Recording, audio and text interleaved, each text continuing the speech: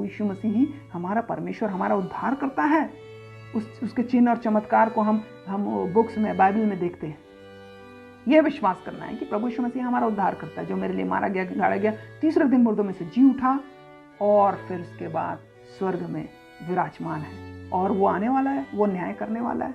उस न्याय के लिए हमें तैयार रहना है, उसके वचनों पर हमें बने रहना है, आगे का पालन करना है। क्या इस प्रकार से हम आते हैं? तो हम किस प्रकार से आते हैं? दोस्तों, आज प्रभु यीशु मसीह को लोग अलग चीज की वजह से, चंगाई की वजह से ग्रहण कर रहे हैं, है ना। ये उद्धार, मुक्ति, अनंत जीवन और सत्य के मार्ग को और लोगों को बचाने के, ये कुछ नहीं है उनके मन में, आत्मिकता है ही नहीं। सांसारिक तौर पे प्रभु यीशु मसीह को ग्रहण किया जा रहा है।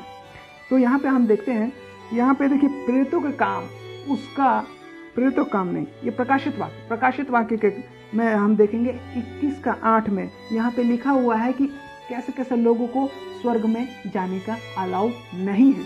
यहाँ पे लिखा हुआ है, परंतु डरपोकों और अविश्वासियों और घिनौनों और हत्यारों और व्यभिचारों और टोन्हों और मूर्ति पूजकों और सब झूठों का भाग उस झील में मिलेगा जो आग और गंधक से जलते रहती है। ये दूसरी मृत्यु है।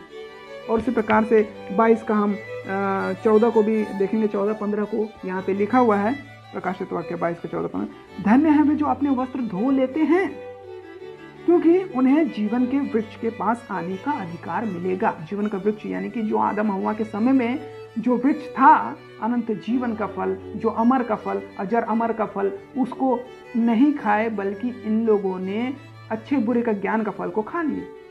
तो वो फल अब हमको मिलने वाला है, अनंत जीवन का फल, है ना। तो बोल रहे हैं, धन्य है वे जो अपने वस्त्र धो लेते हैं, अपने पापों को मान लेते हैं, अपने जीवन से पश्चाताप करते हैं, अपने पापों को ग्रहण करते हैं और प्रभु यीशु मसीह के नाम से अपने पापों को धो देते हैं, उसके नाम से बपतिस्मा लेते हैं। ये बातें होनी चाहिए उसके लिए, है ना। तो यहाँ पे लिखा है, उन्हें उस वृक्ष के पास आने का अधिकार मिलेगा, वे फाटकों से होकर नगर में प्रवेश करेंगे, परमेश्वर के राज्य में प्रवेश करेंगे। पर कुत्ते, टोन्हे और व्यभिचारी, हत्यारे, मूर्ति पूजक और हर एक झूठ का चाहने वाला और गढ़ने वाला बाहर रहेगा। जो झूठ से अपनी जीवन को बुनियादी स्तंभ गाड़ रहे हैं, वे सभी लोग बाहर रहेंगे। लेकिन आज लोग यीशु मसीह के पास क्यों आते हैं, मैं आपको बताने जा रहा हूं।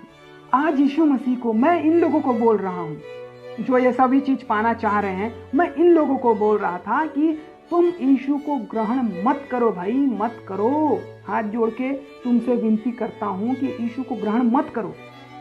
किन लोगों को बोल रहा हूं? जो चंगाई के लिए यीशु मसीह के पास आ रहे हैं, शरीर के लिए। चंगा करेगा तब मैं यीशु को मानूंगा। सेल्फिश, लालची, सभी प्रकार के मतलबी इंसान, चंगा करेगा तभी मैं ये करूंगा, वो करूंगा।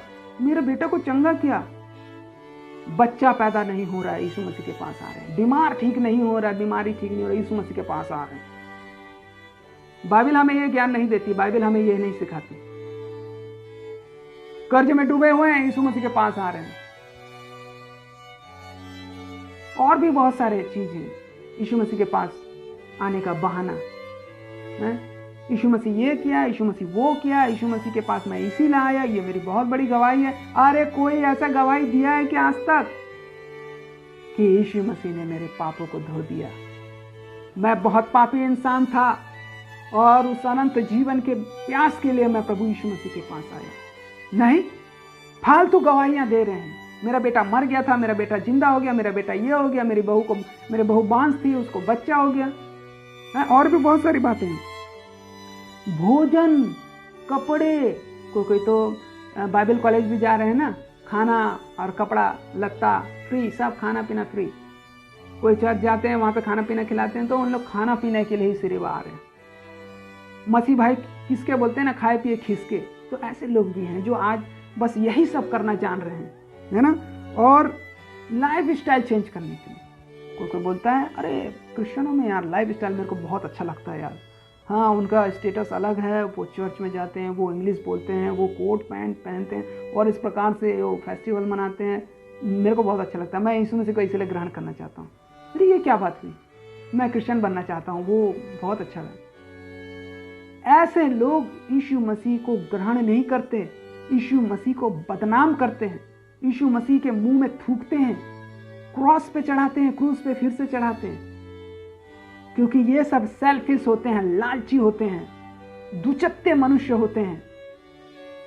ये अपना अपने हुए और ना प्रभु यीशु मसीह के हो सकते हैं। ऐसे लोगों को मैं बोल रहा हूं कि यीशु मसीह को ग्रहण मत करो, क्योंकि यीशु मसीह ये सब देने के लिए नहीं आया था। और यीशु मसीह क्यों बुला रहा है, किस लिए बुला रहा है, ये सारी बातें अभी हमने सीखी है। अगर यीशु मसीह के पास आना है तो अपने पापों के पश्चाताप के लिए आओ, अपने पापों के क्षमा के लिए आओ, उद्धार के लिए आओ, उस अनंत जीवन के लिए आओ, अपने परिवार को सरल और शिक्षित बनाने के लिए आओ, एक आत्मिक जीवन में बढ़ने के लिए आओ। लोग यहाँ पे बहुत सारी बातें करते हैं और मसीह को ग्रहण करने के बाद बोलते हैं ना, लेकिन मैं ये बता देना चाहता हूँ आप लोगों को कि बाइबल कभी भी ऐसे झूठी वादे नहीं किया है कहीं पे कि यीशु मसीह ग्रहण करने के बाद सब ठीक हो जाएगा, ऐसा हो जाएगा, ऐसा। मैं बोलता हूँ यीशु मसीह ग्रहण करने के बाद भी आपके जीवन में परेशानी रहेगा, लेकिन यीशु मसीह अपने वचनों से तुम्हें मजबूत करता है, लड़ने की ताकत देता है। यीशु मसीह को ग्रहण करने के बाद भी आपके साथ एक्सीडेंट होगा, आपके साथ धोखा होगा, आपका चोरी होगा और आपकी बदनामी भी होगी। यीशु मसीह को ग्रहण करने के बाद भी आप कर्ज में रहोगे, यीशु मसीह को ग्रहण करने के बाद भी आप मानसिक तनाव में रहोगे, क्योंकि यीशु मसीह ये सभी चीजों का वादा नहीं कर रहा है तुमको, एक अनंत जीवन और स्वर्गीय का मुकुट देने का वादा कर रहा है। तो ये है बहुत बड़ी महत्वपूर्ण बातें। आइए हम यहाँ पे पहला कुरिन्थी 15 अध्याय उसका 19 पद को पढ़ते हैं। यहाँ पे क्या लिखा हुआ है, यहाँ पे लिखा हुआ है, यदि, देखिए पहला कुरिन्थी 15 अध्याय उसका 19 पद में हम यहाँ पे पढ़ रहे हैं, यदि हम केवल इसी जीवन में मसीह से आशा रखते हैं। मसीह से आशा रखने का मतलब ये होता है कि मसीह हमको ये देगा, प्रभु हमको वो देगा, हमको अच्छा से रखेगा, हमारा ये होगा, वो होगा, एक्स्ट्रा अलग अलग से सोचते हैं, फलाना ढिमका होगा, ऐसा होगा, वैसा होगा। कुछ नहीं होने वाला, कुछ नहीं होने वाला। यहाँ पे लिखा हुआ है केवल इसी जीवन में मसीह से आशा रखते हैं तो हम सब मनुष्यों से अधिक अभागे हैं। अगर हम इसी जीवन में मसीह से आशा रखते हैं तो हम मनुष्यों में अधिक अभागे हैं, हम बेवकूफ हैं, हम मूर्ख हैं। इस दुनिया के लिए हम प्रभु यीशु मसीह के पास नहीं आए हैं। ये दुनिया तो संसार को सौंपा गया है, और ये दुनिया संसार का सरदार कौन है? शैतान को सौंपा गया है, शैतान है, और ये नाश होने के लिए बनाया गया है, क्योंकि शैतान भी एक दिन नाश होने वाला है। हम अनंत जीवन पाने के लिए आए हैं। हमारा अनंत जीवन क्या है? वो अनंत जीवन, वो स्वर्गीय मुकुट है, परमेश्वर के साथ रहने का वादा है। हाँ, हमें नरक में नहीं भेजेगा, ये प्रभु यीशु मसीह का वादा है। लेकिन आज बहुत सारे लोग एक वचन ले लेते हैं और उसका बात का बतंगड़ बनाते रहते हैं। मैं मती 6 अध्याय उसका 6 का जो 24-25 है, इसको हम पढ़ते हैं, 34 तक पढ़ते हैं। यहाँ पे हमको समझ में आएगा। लोग बोलते हैं कि प्रभु यीशु मसीह ये देगा, वो देगा, सब परेशानी से मुक्ति देता है। अरे खाक मुक्ति देगा जब तुम उसके वचनों को पढ़ोगे नहीं, उसे फॉलो नहीं करोगे, उसके आगे का पालन नहीं करोगे, और ये सारी बातों में कंफ्यूज रह करके लोगों को भी कंफ्यूज करते हो और प्रलोभन दे रहे हो, प्रलोभन दे रहे हो, प्रभु यीशु मसीह के पास आओ, ये हो जाएगा, चंगा हो जाएगा, ऐसा हो जाएगा, वैसा हो जाएगा, बच्चा हो जाएगा, कर्जा से मुक्ति पा जाओगे। ऐसे जो प्रचारक लोग हैं उन लोगों को बोलता हूं कि ऐसे प्रचार ना करें। यह सुसमाचार नहीं है। सुसमाचार एक ही है, और वो है प्रभु यीशु मसीह हमारे पापों के लिए मारा गया, गाड़ा गया और तीसरे दिन मुर्दों में से जी उठा।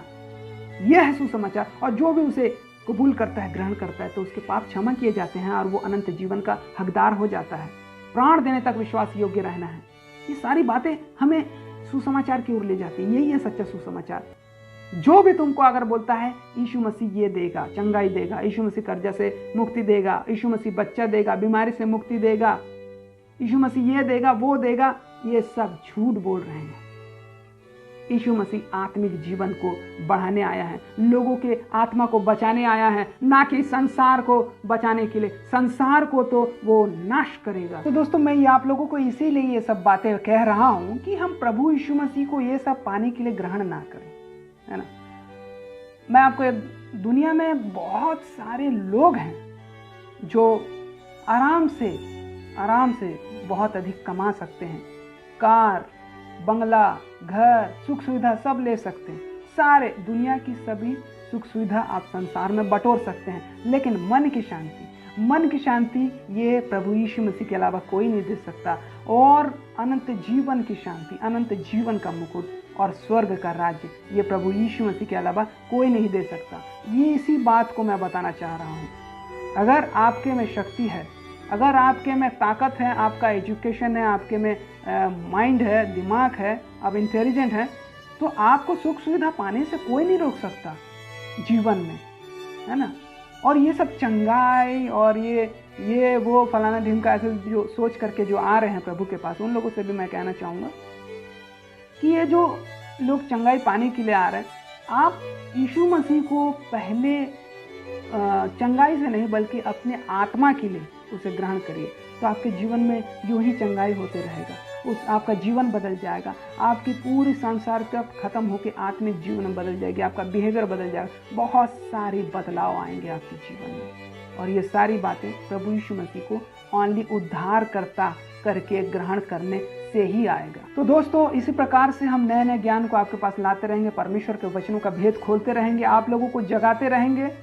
आप लाइफ शो मिनिस्ट्री को लाइक करें, सब्सक्राइब करें, और हमारे चैनल को आप वेबसाइट में भी जा करके आप बाइबल ट्रेनिंग भी कर सकते हैं और बहुत सारी बातें सीख सकते हैं परमेश्वर के वचनों को। और इस प्रकार से आप हमारे साथ जुड़ करके परमेश्वर की सेवा भी कर सकते हैं। हमारा मुलाकात फिर से होगा दोस्तों, तब तक के लिए हम आपसे अलविदा लेना चाहेंगे। परमेश्वर आप सभी को आशीष दे। नमस्कार, गुड बाय।